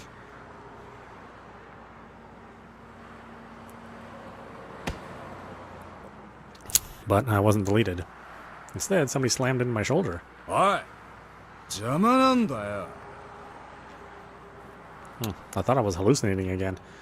This morning I'd hallucinated a girl's voice, so now it was a man's voice, maybe. Nobody wanted to hear a man's voice. Give me something moe, something hot. And then have her whisper naughty things into my ear, and I'll get a boner even though I'm in the middle of town. 無視してんじゃねえぞ。なあてめえ、西条だな。どうなんだ、やらせ超能力少年。この前テレビ出てたよな。ギャラいっぱいもらったんだろ。ちょっと顔貸せよ、エスパー君。I opened my eyes. There were 3 men surrounding me. They were all wearing baggy clothes. They had gold, silver, and brown hair. 2 of them had piercings in their ears and nose. 1 had piercings in his ears. They were stereotypical thugs, dressed like something you would have seen years ago. If anything, they belonged in a museum. Well, there's the death flag. Or was this another thing where I experienced the bad route that came after I made the wrong choice? The bad stuff just kept coming. I don't even care anymore. Just kill me so I can be reset and reborn. Do you have a knife or something on you? Do you have a knife on you or something? When you stab me, make sure I die instantly, okay? I was so scared my knees were shaking. I shouted it out of pure instinct. It was closer to a scream than a shout, but I didn't care. I didn't want to die. I don't want to die. I lied when I said I didn't care. I know things are bad, but I don't want to die. One put a hand over my mouth so I couldn't scream, and then the other 2 grabbed my arms. I stopped resisting. They took me into an empty alleyway. As they grinned at me, I decided to launch a preemptive attack.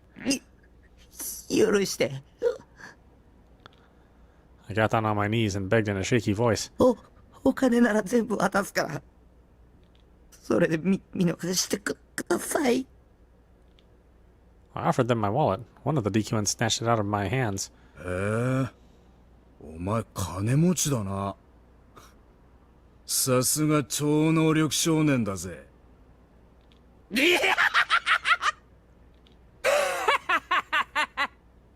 お前、いいやつじゃん。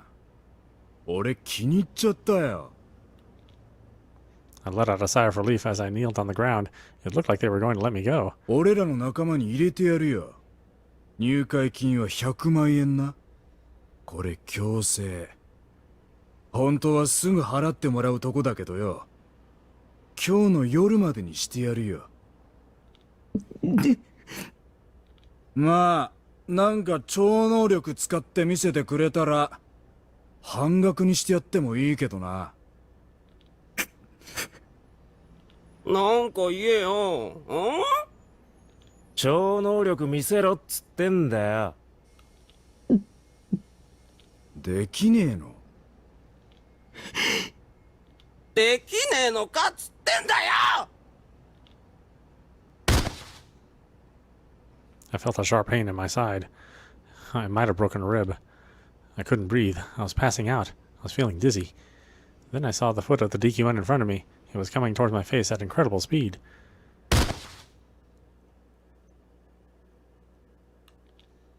What happened? It felt like there was an incredible pain in my face, but maybe it was a delusion. I tried to open my eyes, but my eyelids wouldn't move. The darkness wouldn't go away. だよ、もう伸びたのか？どうする？このくらいにしとく？もうちょっと痛みつけといた方がいいんじゃね？あのダーススパイダーの兄ちゃんもそう言ってたじゃん。ボコボコにしてくれって言ってた。こいつボコるだけで金くれるなんて、よっぽどこいつのこと嫌いなのかもな。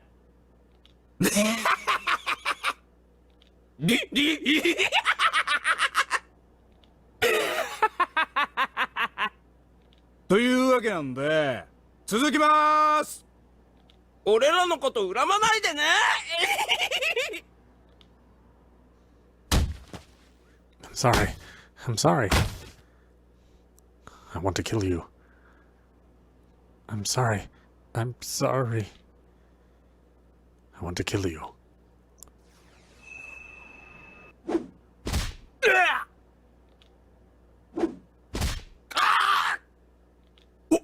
おい、何土地狂ってんだよ。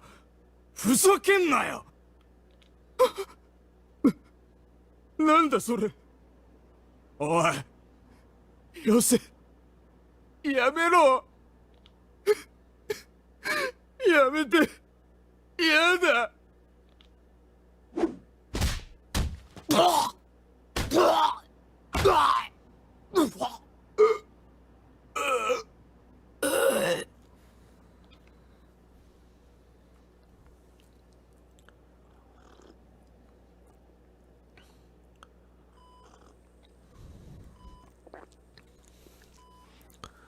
The weak light of the setting sun was pouring through the window of the hospital room.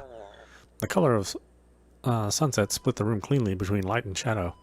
Inside the light was a bed with pure white sheets, a portable gaming system sitting by the pillow, rows of academic books sitting on a shelf, light pink cosmos flowers sitting in a vase.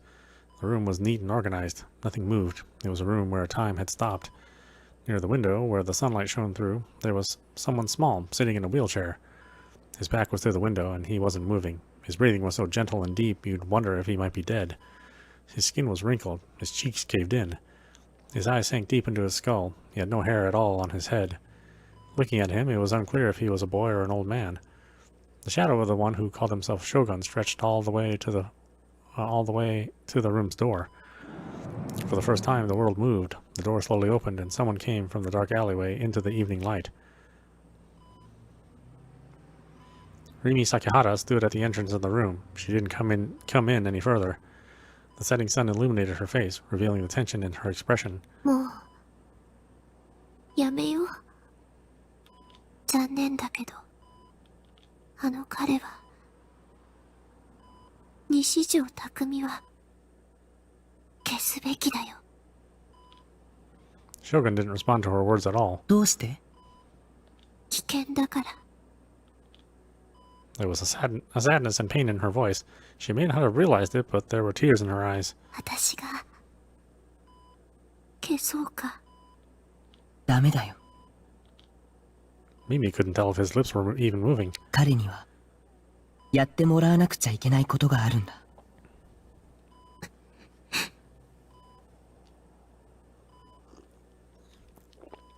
Rimi's head had slumped forward. Her hair fell forward along with it, and she brushed it back with her fingers. 例えば、あなたは夢に見たことを覚えていられる？うん。そっか。私、すぐ忘れちゃうんだ。できる人とできない人がいる。できる人はきっとロマンチストなんだね。すごく長い夢をよく見るよ。見ている間は何年にも感じられる。私もそうだった気がする。でもそれは幻。実際の時間としては寝ているうちのほんの 2,3 秒程度のものなんだって。夢って心の歌方なの。だから早く目覚めて出ないといつかあなたは西条匠に殺されちゃう。それでも構わないよ。夢から覚めるわけにはいかない。この夢は完結させなくちゃ。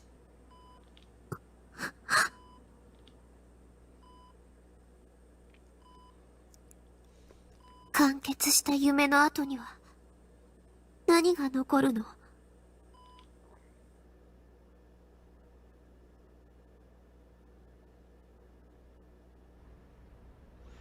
？Someone softly shook my shoulders. It was a very hesitant shake, and after the one time they quickly pulled away. Someone was peering into my face. At least that's what it felt like. I was slowly beginning to wake up. As I did, the pain came back to me. Something stunk. Bad. It was a strong, raw scent. The scent of blood. The area around my upper lip stung. There was a metallic taste all throughout my mouth. I slowly opened my eyes. I was in the alley I'd been in a moment ago.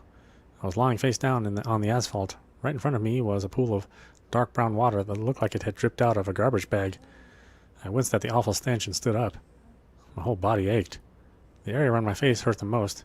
It was hot and stinging, like someone had brought a lighter right up close to my face.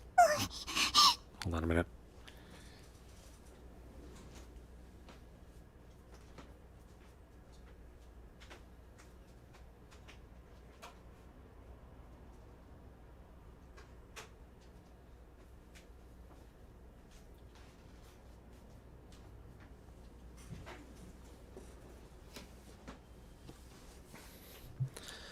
Yeah, it's weird. Every once in a while, the backlight to my TV just kind of goes crazy and starts color cycling. There was a girl leaning right down next to me, looking at me like she was about to cry. It was the transfer student, the girl who transferred into my class. What was her name again? Orihara? What was she doing here? She offered me something. My wallet. Why did she have it? I looked around, still feeling woozy. The 3 DQNs who'd been hassling me were lying on the ground covered in blood. What the hell happened here? They'd gotten the crap kicked out of them. All of their faces were so smashed in I could barely recognize them. Were they dead? They weren't moving at all. Was this the 7th NewGen incident? Who could have done this? Was it me? Did I do it? The transfer student stood up and beckoned to me, her face pale. She kept looking at me, and then the 3 men on the ground, tears flowing in the corners of her eyes. And then suddenly she grabbed my hand and started to run. When we got out to the main street, she finally let go. We hadn't run that far, but she was already exhausted.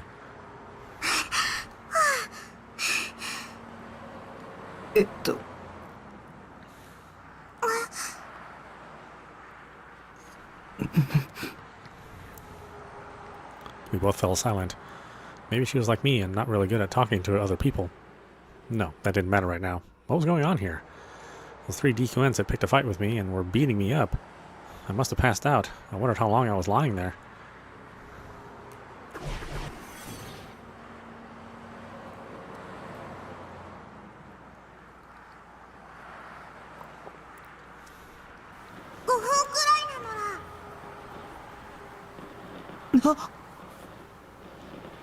There it is again.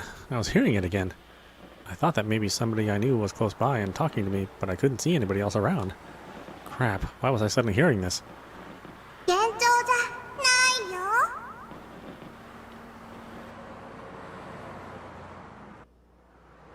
Maybe my brain had been pushed so close to the brink that I had to make another personality to survive.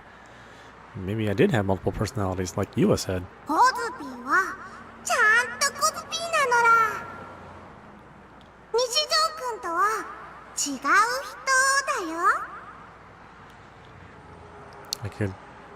I'd heard once before that normally different personalities couldn't communicate with each other. Maybe I was the exception?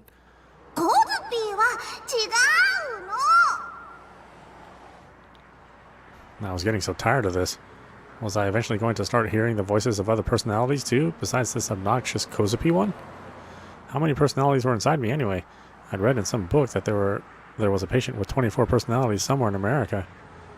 And what was more, I didn't even know if my personality was the primary one. A different personality might be the actual owner of Takumi Nishijo's body. As I stood there in shock, the transfer student poked me. As she did, she tried to whisper something, but seemed to fail. Instead, she nervously raised her hand.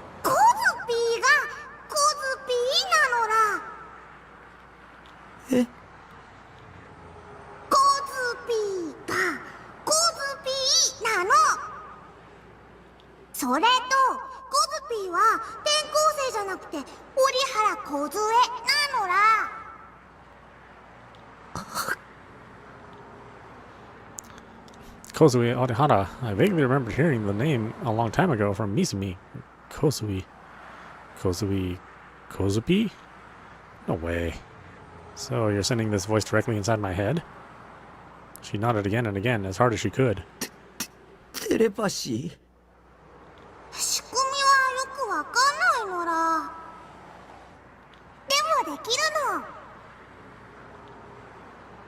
That's impossible. So this voice was actually coming from the girl in front of me? 西条くん、大丈夫？ Her head was still slumped forward, but her eyes were turned up at me. She pointed a finger at my face. I was shaking. タラリーって出てる。 I touched my face. The area under my nose was wet, and my nose had been bleeding. She took out a pack of tissues from her pocket. I used it to wipe away the blood, feeling really creeped out. The transfer student. コズピーだよ。 Kozupi's mouth wasn't moving. She wasn't speaking, so how could I hear her? 心の声なのら。 Stop ending your sentences like that. It's weird when 3D girls do it. ごめん。 Wait, you can hear my thoughts too? 聞こえるよ。普通に話さないが、なんで？恥ずかしいし。 I see. I understand how that felt. I was the same way. Her gaze suddenly darted back and forth like a little animal before glancing at me and walking off towards the station on her own. ここ離れた方がいいと思う。 Why? I followed, confused. As I walked, I realized something. There was a stabbing pain in my side. Each step I took ached so much that I had to stop. I held my side and took a moment to catch my breath. There were so many people here. I hated Shibuya. I felt like everybody I passed was laughing at me. It felt like everybody was looking at me. It started to feel like everybody who knew who I was. Don't look at me. Don't laugh at me. I need to rest somewhere without a lot of people around. ほいじゃいいところがあるならご案内します。 I'd only met Kozupi a few times at school, but now she was like a completely different person. And even though in the real world she was completely silent, in her mind she was... わあ、今うるさい女って考えた。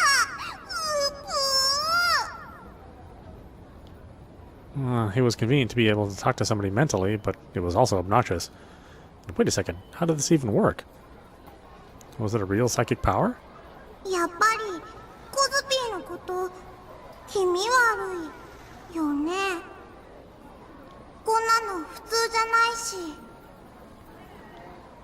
The fact that it's not normal doesn't really bother me. I've met a lot of weird people lately. And you might talk funny, but you're not scary or crazy, so you're a lot better than some of them. そう言ってもらえるとうるうるってなっちゃうのら。 Kosubi suddenly started to cry as she walked. Surprised, I handed back the tissues. She wiped her eyes with one of them, giving me a bow that was deeper than it needed to be. So, anyway, having you read all my thoughts is creepy and uncomfortable too. That's my honest opinion. そうだよね。ごめんなさい。でも聞きたくなくても聞こえちゃうの。Is that true? そうなの。 Well, I'm sure you don't want to hear that from a creepy otaku like me, of course. I'm a creepy loser and totally worthless. そんなことない。 Just as I was starting to go back into depression mode, I heard Kozupi shout in my mind. ダメだよ。そんなこと言っちゃ。そんな悲しいこと。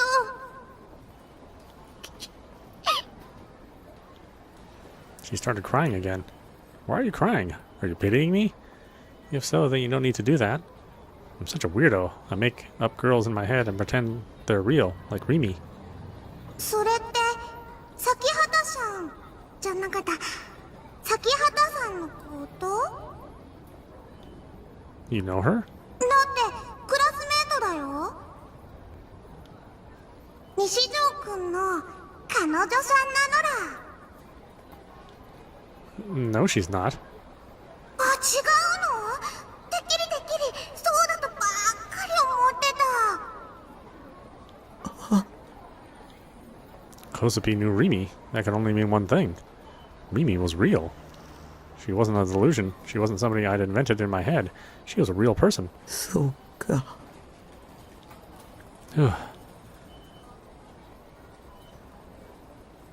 But then why wouldn't she make any effort to contact me? Maybe she'd given up on me after what happened at Ofront. 崎畑さん、地震があったあの日、青い顔をして早退して行っちゃったのら。それ以来、学校来てないよ。もしかして、家族に何か悲しいことがあったかも。Oh. I felt so much better knowing that Rimi hadn't given up on me after all made me feel like I was really going to cry. I had a reason to go to school again. I wanted to see Rimi. Until she came back, I would keep forcing myself to go to school every day. 気をつけてね。Huh? 西条くんが崎畑さんと付き合ってるって思ってたから言わなかった。けど崎畑さんには気をつけて。What does that mean? 崎畑さんはよくわかんないのら。What does that mean, though? You don't understand her? You mean the crucified murderer? Or are you talking about how all my memories of her being my classmate since our first year were missing? She was still mysterious in a lot of ways, sure. But she'd been there for me so many times. When I was scared, she offered to be by my side. She wasn't my enemy. For some reason, Kozupi looked dizzy. そんなに一度にいっぱい考えられると。コズピー、ついていきにゃい。Sorry. It was kind of strange. When I was talking to people, I always had trouble getting out even a fifth of what I was trying to say. But talking like this might mean I have to work on not thinking too much. Yeah, it was probably the same for Kozupi. I didn't think she'd talk so much in her mind. 喋ってるっていう感覚は薄いよ。考えてるだけ。それが流れ込むだけ。相手にはビビーって、相手からはドバーって。慣れてないと自分の思考と相手の思考がごちゃごちゃってなって、にゃーってなるの。Please to speak Japanese, Kay, thanks. I mean, I kind of get the nuance, but I guess she meant that there are none of the more subtle points of conversation. And you never have to worry about being too scared about what the other person would think and not being able to say what you wanted to say. You couldn't try to read the room if every single thought you had was being shared. It wasn't one-way communication, but maybe it wasn't two-way communication either. Maybe it was like trying to focus on one out of a million things at once, ignoring the rest. だから気楽だし距離感も近いけど傷つくことも簡単なの。She frowned for a moment. Then an expression appeared on her face that was halfway between a smile and a sob. 西条くんは初めてなのにすんごく上手だよ。コズピーとビビビが合うの。Beep beep beep, huh? Maybe she was saying we were on the same wavelength? そう、波長。Well, I was always having similar conversations in my head with Sedaton. Maybe that's why. でもあの時の西条くんは怖かったの。ピー。 Then? 今日の朝教室で。Crap. Come to think of it, I'd had some really weird, nasty delusions. だからうひゃーって思ってつい声をかけちゃったのら。本当はなるべくこの力を他の人に知られないようにしようって決めてたのに。No, I was kind of in a bad place then. And, well, it was just a delusion. Yeah, most people would find that disgusting. きっとそれを本当にやってたらコズピーは西条くんを殺してたよ。 Huh? The gap between her tone and her words made me shiver.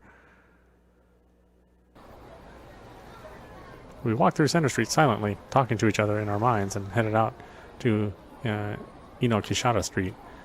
If you don't know the truth, you might think from the way that we were walking along silently without really looking at each other that we were a couple that had just started dating. Kozubi let out a gasp next to me. Her eyes went wide as she looked up at me. No, it was just a hypothetical.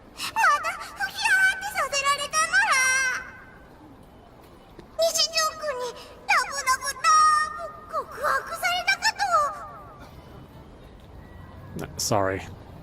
It's hard when somebody can hear your every thought. It was probably best to keep my delusions to a minimum when talking to Kozubi. 聞きたいな。先週の西条くんがテレビに出てた時のこと。You wouldn't believe me if I told you. それ決めつけ。コズピーはあの時下にいたんだよ。Below? スクランブル交差点、ハチ公口の改札前、ちょうど通りかかって。Hold on a minute.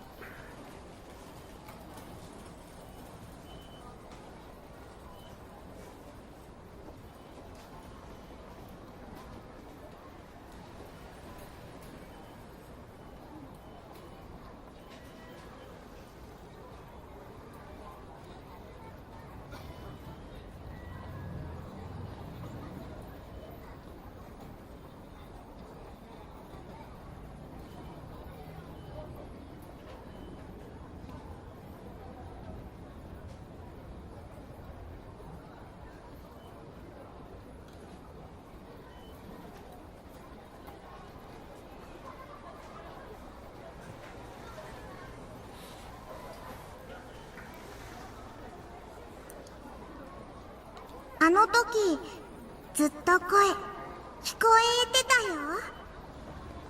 西条くんの声。ナナミさんを助けたい、助けなきゃって聞こえたよ。 My thoughts carried that far. There was a pretty big distance between the roof of O-Front and the turnstiles at the station. それだけあの時の西条くんの思いは強かったのら。So you would know then. You'd know I wasn't up there pretending to be a psychic for attention. だから価値はなくないよ。なく But in the end, I failed. I chose to save my own life instead of saving hers. I ran away at the last minute.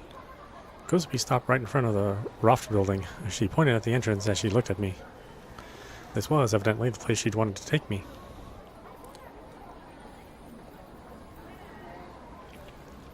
Roft was a store that sold cosmetics, kitchenware, and little knickknacks. I couldn't imagine there being any place to rest there. It was a cramped space that was filled with people. My legs were shaking. The cheers and angry yells I'd heard that night in Scramble Crossing started to echo in my head. I didn't want to go anywhere with so many people around.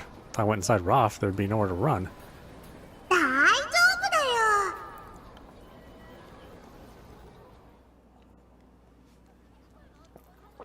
She ignored my fear and headed inside. I had no choice but to quickly follow, trying my best not to look at the people around me. When we got on the up escalator, Kozubi turned around to look at me. She was a step above me, but she was so tiny we were at about the same height. ナナミちゃんは助かったんだよね。だったら西条くんが頑張ったおかげだよ。I hadn't been the one to save her. I hadn't really done anything. 屋上から手を伸ばしてたよね。何をしようとしたの？ビョーンって飛ぼうとしたのかな？ No, I was trying to get a sword. It's made out of delusions, and I could kind of see it from up there on the roof. 理想度？ Yeah, that's right. They said if I stretched out my hand, I could grab it, but it didn't work. なんで I suddenly shouted aloud. A couple on the down escalator opposite us glared at me, and I quickly put my hand over my mouth. Kozubi, how do you know about the D-swords? コズピーも持っているもん。We got off the escalator at the 5th floor, and Kozubi casually raised her right hand above her head. It was just like she was trying to block out the brightness of the sun.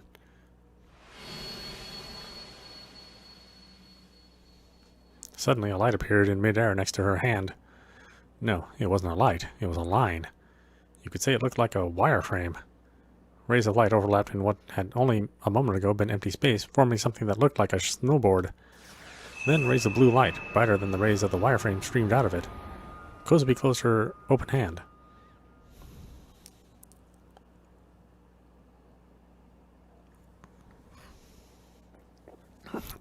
What had been a wireframe instead became a heavy, cold slab of metal, like someone had pasted textures on it. Disorder.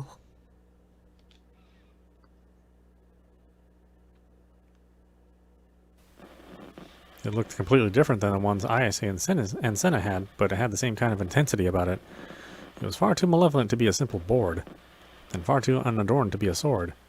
It combined an innocent ferocity with a destructive beauty, and she held it above her like it weighed nothing at all.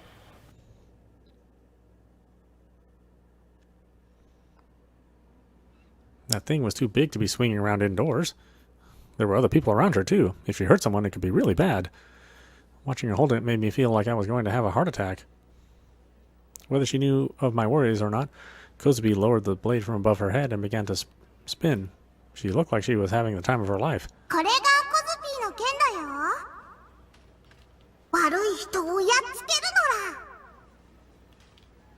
Beats up the bad people?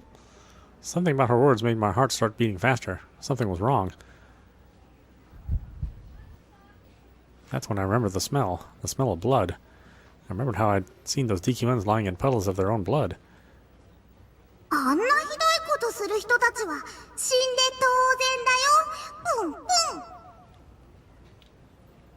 So they were dead after all?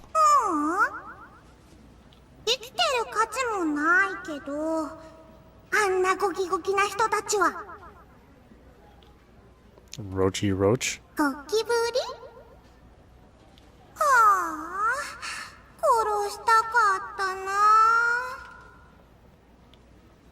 I could tell exactly how her heart was feeling when she said those words. There wasn't any malice inside her. As far as she was concerned, she was just giving bad people what they deserved, and there was nothing wrong with that.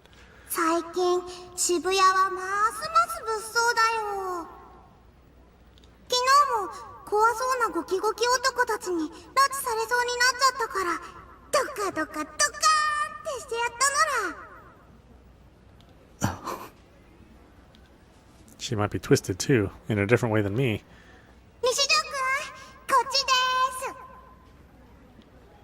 Kozubi started walking again, carrying the huge D-sword in her hands. She was tiny, with thin arms. She looked so weak, and yet she didn't seem to struggle at all with a heavy-looking weapon. Many times the blade came close to slamming into a shelf or a nearby shopper, and each time I covered my eyes, but miraculously it didn't hit anyone. We ended up in a stairwell.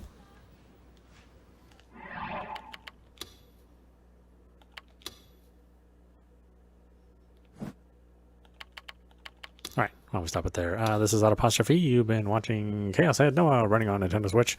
Anyway, I hope you enjoyed watching. I will see you at the next stream.